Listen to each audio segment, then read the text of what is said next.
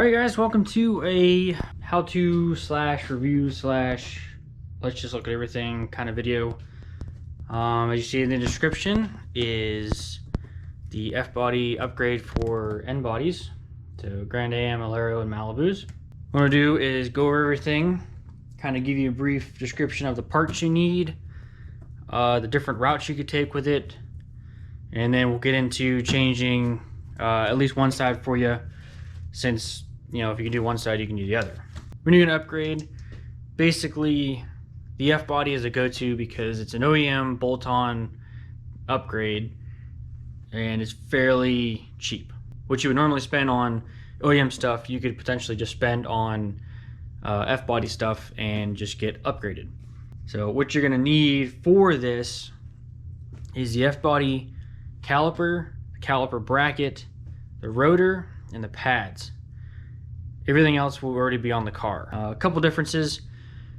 What you're going to get from an F-body is a 2-piston caliper versus your stock 1-piston. You jump up about an inch or so on your rotor size, and then a little bit larger pad surface. One thing to note is you're probably going to have to go ahead and up your wheel size to a 17. The only stock, at least Grand AM wheels that'll work with them, are the Starfish style or the early years 16-inch wheel. 15-inch definitely will not fit with this. If you do end up running other stock ones, you're gonna have to grind down the fins, the cooling fins of the actual caliper. Just something to take into consideration if you're gonna do this upgrade. If you already haven't upgraded your wheels, now would be a good time to do so. In general, your parts are gonna come from a 4th gen F-body, which is gonna be your 98-02 Firebird Camaros, or even your 97-04 Vet. Now, as far as the Vet, I'm unsure about the actual brackets, but the calipers bolt on the same, and it's kind of a common thing to get the Vet calipers because it actually says Corvette on them. But the F-body ones, for sure, bolt up. I've done it, no problems. You're gonna go ahead and reuse your stock bolts for everything. Your stock brake hose will use the same bolt and everything. And then when you're done, you're gonna wanna go ahead and do a full system bleed, just to make sure, one, get fresh fluid in your system, and then make sure those front calipers are ready to go. Now, before we go ahead and start unboxing everything and I show you, I just want to talk to you about a couple routes you can take as far as purchasing everything. Right off the bat, I'll just tell you, you can buy a full complete F-body caliper, bracket, rotor, pad setup from Rock Auto, and it will bolt right on with no issues. Last time I checked, the full kit is $256, plus shipping, and that's not including taking a core back. They do a core system where you can send the old calipers back and get money back off that. Another way you can do it is order F-body calipers, brackets, pads, and then rotors separate, and you could break down the cost just a little bit.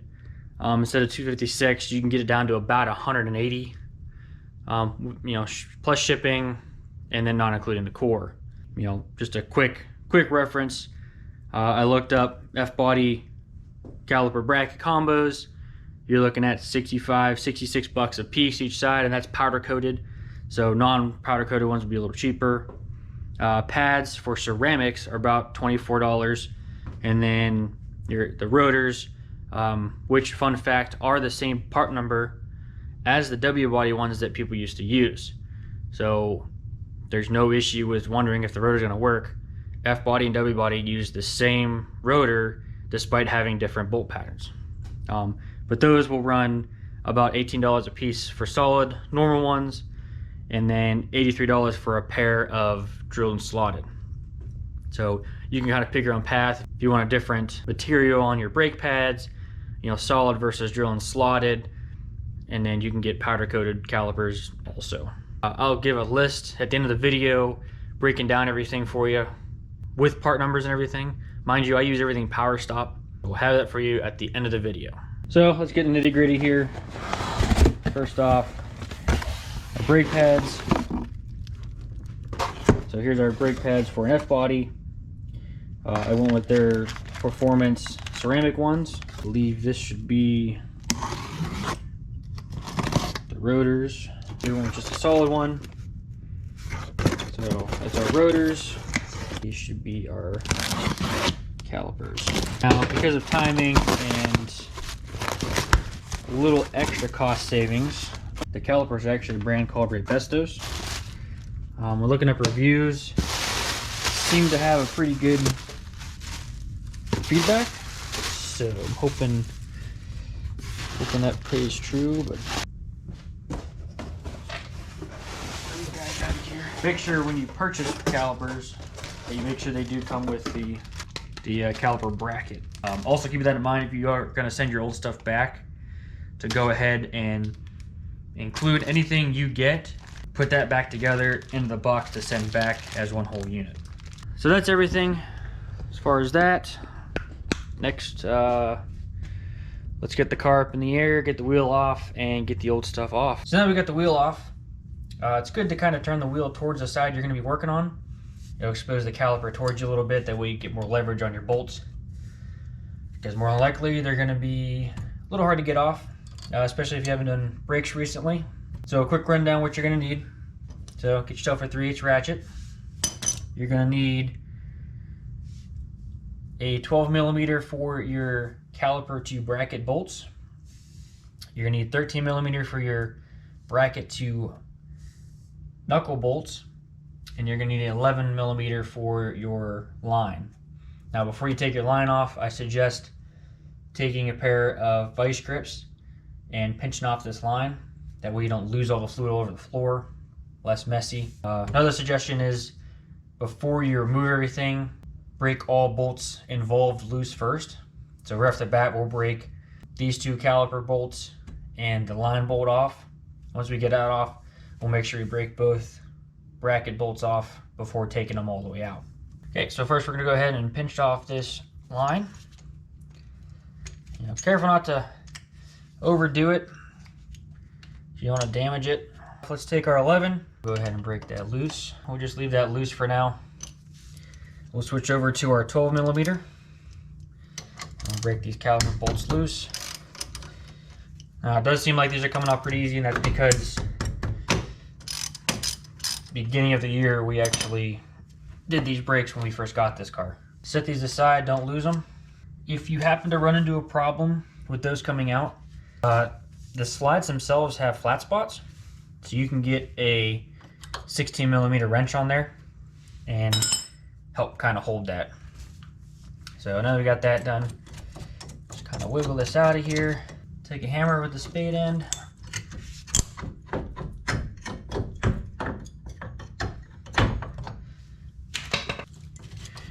Get your caliper off there and set it aside to where it's not going to hang on the line. So do your best to kind of tuck it off to the side here, and we'll come back to that. So now you're going to get your old pads off. They'll just slide out. Swap to our 13mm, and now we're going to cross our fingers that these will break loose.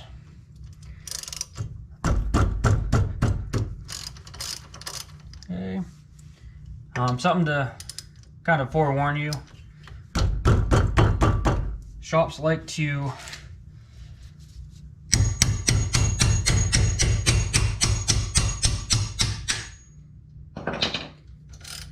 strip these heads out for some reason, and I'm not sure what the reason. It's pretty clear that it's a 13mm. I'm not sure if they try to use standard and screw it up, but we'll go ahead and get that bracket off of there, and that's how we get our rotor off. The old rotor off, we're going to go ahead and get our new rotor on and in place. You have factory open-ended lug nuts. This is helpful. It's not required, but it'll help keep things in place while you work. Now, sometimes these will come pretty tight on here. So what we're going to go ahead and do is get the caliper put on like this as one whole unit. Get the bolts started, and then we'll go ahead and break those bolts loose. It should also be 12mm, just like your stock ones. Okay, break the other one loose. Okay, so one thing to watch with calipers, you always want your bleeder to point up, because when you're bleeding, air is going to want to rise, so you want your bleeder at the highest point. So that's how you know this is passenger side 1, because your bleeder's up top. Now you can also run the part numbers, and the part numbers will also tell you where they need to go. Let's go ahead and get these brackets tightened down now.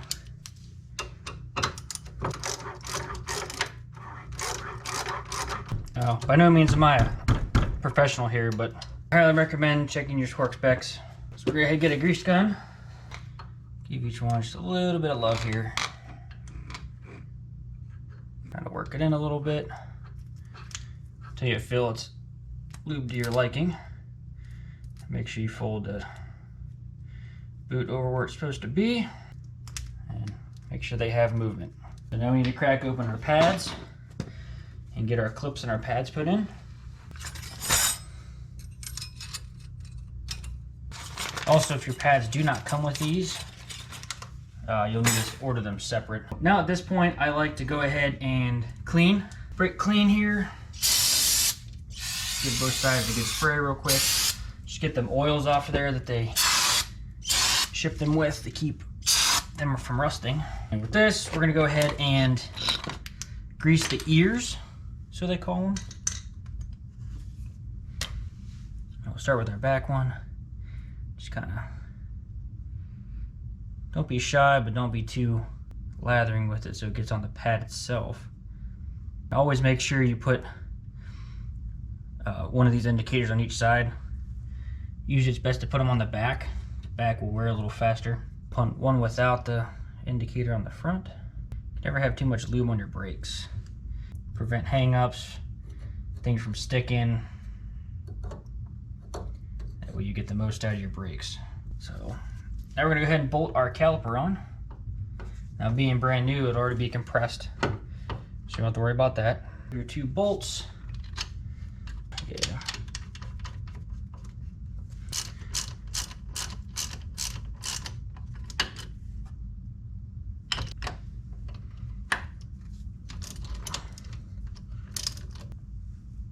Once you have that tightened down, come back here and hopefully with a quick motion, not that it always works, so make sure you got this one out. And this one happened to come with new bolt and crush washers, but they don't always do that. Put one against the head of the bolt, put that through the line, put this on the other end, and bolt it in. So what we're gonna do is real quick, remember how we loosen this guy. We'll take it all the way out now. Oh, yep. And that is the caliper emptying. Let's try to hold it up. Take a look at your line. Make sure it's not full of corrosion. Make sure you have a good mating surface, because if you don't, it won't seal. Clean it off real quick. Like I said, one crush washer through. Take care of the crush washer on this side. And this will go right onto your caliper. Mind you, all these sizes are just kind of what stock's supposed to be. Each will be a little different. This bolt, the caliper, the hose bolt for this caliper was 11. On this one's 12 now. So just keep a socket set by you just in case it does change. Go ahead and release. And then what you're gonna do, get things going. Crack your bleeder, which should be a 10 millimeter. Okay, just crack it open. And within about 2 to 3 minutes, it'll gravity bleed. There you can move on. I did the passengers first for a reason. If you choose not to do a full system bleed, do your passenger first and then your driver. You're still keeping that furthest to closest pattern. See, and then we got some fluid coming out. If I can figure it out. Tighten it back down. Place your cap. Ladies and gentlemen, I give you the F-body swap.